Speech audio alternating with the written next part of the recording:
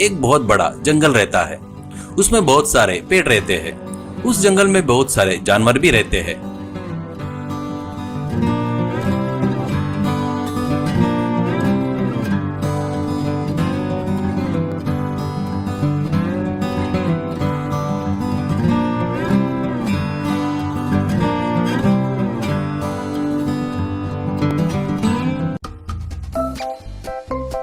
वहां के लोग उस जंगल के जानवरों का शिकार करना,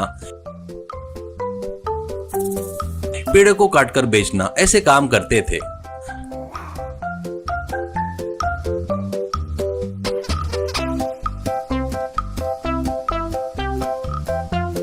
वनस्थलीपुरम गांव को लगकर एक बड़ी नदी थी। कुछ लोगों का तो उस नदी में मछली पकड़ना ही जीवन का आधार था। कभी कभी नदी का पानी बढ़कर बाढ़ आकर वो पानी गांव में आ जाता था। तब लोगों को बहुत तकलीफ होती थी। उसी गांव में वीरू नाम का एक लड़का रहता है। वो बहुत ही अच्छा था। वो भी जंगल में पेड़ काटने वाला था, पर वो हरे भरे पेड़ों को कभी नहीं काटता था। सूखे हुए पेड़ों को ही काटकर बेचता था।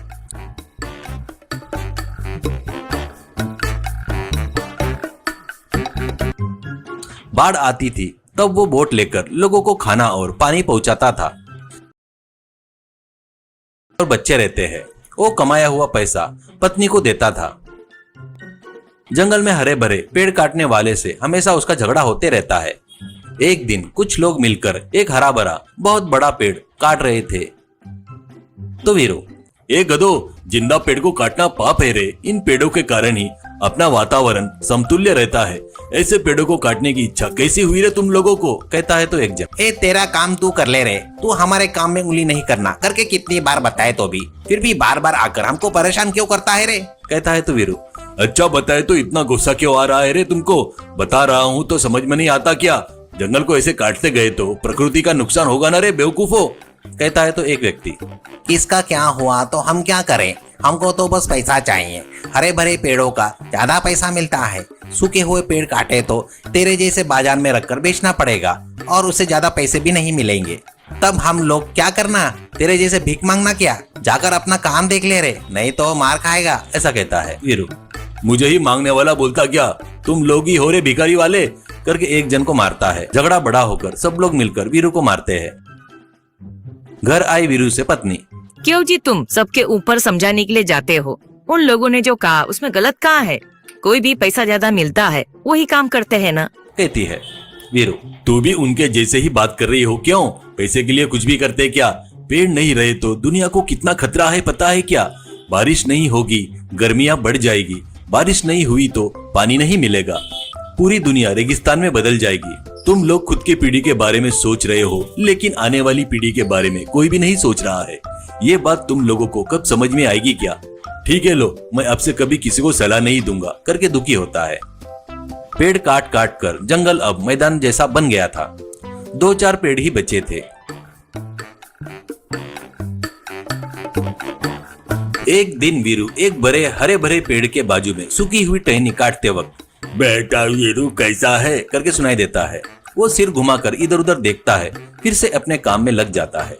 फिर से, बेटा वीरू तुझे ही बुला रहा हूँ, एक बार इधर देख, करके सुनाई देता है। वीरू देखे तो एक पेड़ बात कर रहा है, करके दिखाई देता है। बेटा वीरू, मैं जंगल में एक मायावी पेड़ हूँ, सभी पेड़ों का देवता हूँ। इस गांव वाले सभी मिलकर इस जंगल का सत्यानाश कर दिए। ये मुझे बहुत बुरा लगा। तू अकेला ही है जो हरे भरे पेड़ों को नहीं काटता और हमारे लिए झगड़ा भी करता है, मार भी खाता है। तेरे जैसे अच्छे लोग बहुत कम रहते हैं इस दुनिया में। कहता है तो वीरू पेड़ को नमस्कार करके, मैं तुमसे माफी मांगने के अलावा कुछ नहीं कर पा रहा हूँ, इससे मुझे बहुत दुख हो रहा है। पेड़, दुखी मत हो वीरू, इसमें तेरी कोई गलती नहीं है।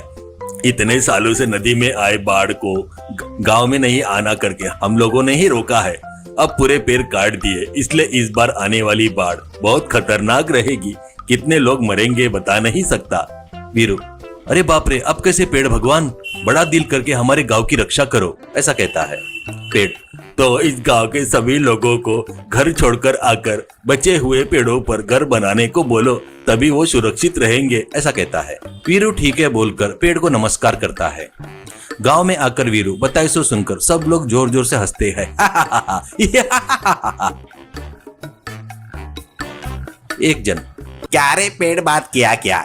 ये बात मानकर हम लोग घर वगैरह सब छोड़कर पेड़ पर घर बनाना क्या? जाकर अपना काम देख ले रे, कहता है। और एक व्यक्ति, नदी के बाढ़ को पेड़ ने रोका क्या? हम ये मानना क्या रे, जा रहे यहाँ से, करके हंसी उड़ाते हैं। अब उनका कुछ करने का बचा नहीं रहने से वीरू उस मायावी पेड़ पर घर बांधकर रहने लगा। एक दिन नदी में बाढ़ आती है, गांव पूरा डूब जाता है। कुछ लोग बाढ़ के पानी में बह गए थे तो कुछ लोग वीरू को घर में आ जाते हैं। उनको भूख लग रही थी तो पेड़ पर फल आ जाते हैं, वो खाकर अपनी भूख मिटाते हैं। बाढ़ कम होने के बाद लोग अपनी गलती मानकर जंगल में पेड़ लगाना शुरू करते हैं।